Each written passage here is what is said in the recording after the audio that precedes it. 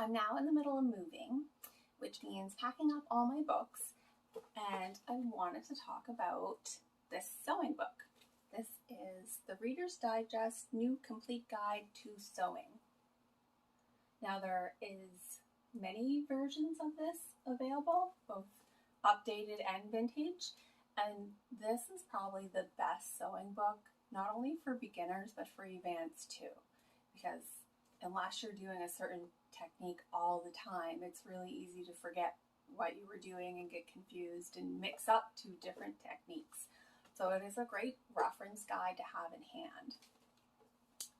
And actually, it's used in at least 2 different sewing courses that I know of.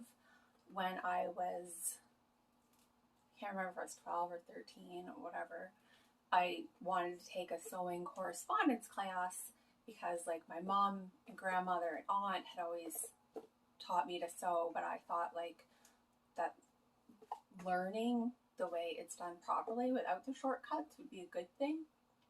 And the textbook for that course was this book. And then when I was away in college, we had some sewing courses, and this was the textbook they used. And it really is just full of great basic information. Now, I do often recommend vintage sewing books to people, but that's if you can find them at like a Goodwill or a secondhand store, or you find one for a really cheap price. But some of them now I'm looking are like quite a bit of money, and you can get this brand new for cheaper.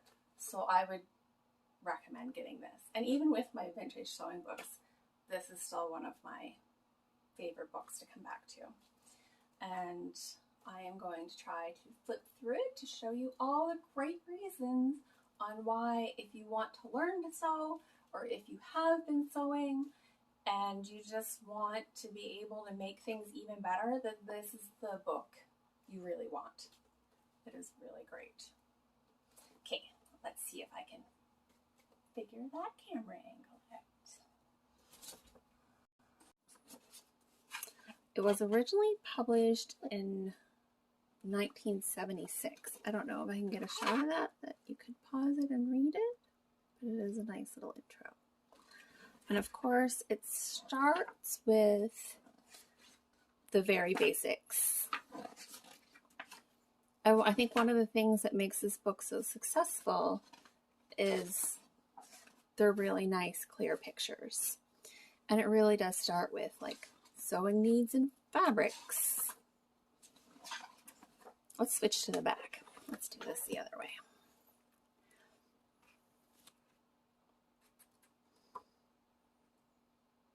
And it does have projects in it so that you can like use the different skills. But here, one thing that isn't always covered in a lot of books, alterations and tailoring. There's a whole section on tailoring.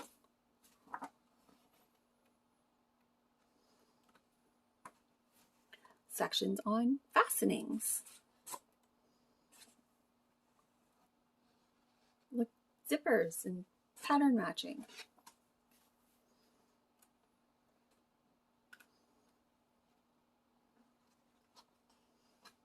Different hems. Whole section on pockets. More pockets. Pockets. A boy's shirt as a project. Look. And see, this is one thing that comes up in a lot of vintage patterns. If you like sewing with vintage patterns, is this sleeve that you have to add the square of fabric and cut into it. And this gives you a couple different ways to do it. And it has a section here on gussets, on how to put a gusset in, which I see people always asking questions about and wanting to know. This is like a whole section of like really clear, really great pictures. And sleeves. This is a great book about sleeves.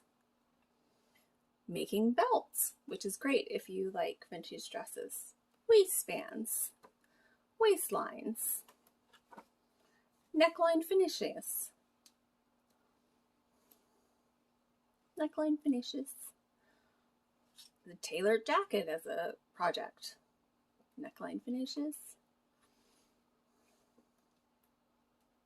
So many neckline finishes, but there's so many different ways to do it, and it goes over so many of them. Look, summer dress as a project. More necklines. Curtains. Oh, and this is another great one. If I can get this without the glare. Honeycomb stitch, wave stitch, smocking effect by machine, cable stitch. So this section is stitches and seams, and it has a whole section on smocking and the different ways to do the smocking, which is really great for cottagecore looks, and it's on a lot of vintage garments. If you want a garment to look vintage, the smocking technique is really useful, and there's more than one.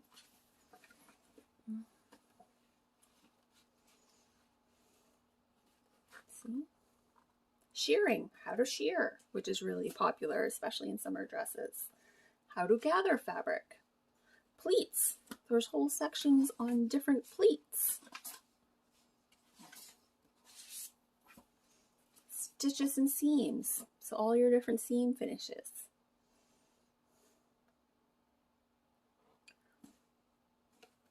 You can serge the edge, you can zigzag, how to apply the different bindings.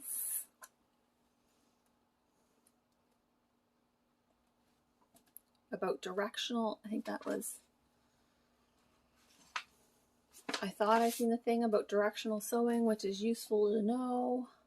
Different hand stitches, more hand stitches. All about hand sewing. Pinning the pattern to the fabric. Handling pattern pieces, your layout, like your very, very basic stuff. Cutting, stuff about grain line, which is really important to know. More on cutting. Adjustments. So there's here how to adjust your patterns. How to adjust your patterns. How to adjust your patterns. Like really, there really is like everything you need to know. And like I said, it's right from the very basics of information about fabric and textiles and how to cut, all the way up to tailoring techniques, alterations, which is hard and a hard thing to figure out, but like really easy once you learn it. All kinds of buttonholes and closure and bound buttonholes and corded buttonholes and all the nice finishing techniques you could ever want. Mitering corners. It really is just a great book. If you want to sew, or if you do sew, this really is one of my favorites. And now it is time for me to put it in the box with the rest of the books. And hopefully you'll see me again soon.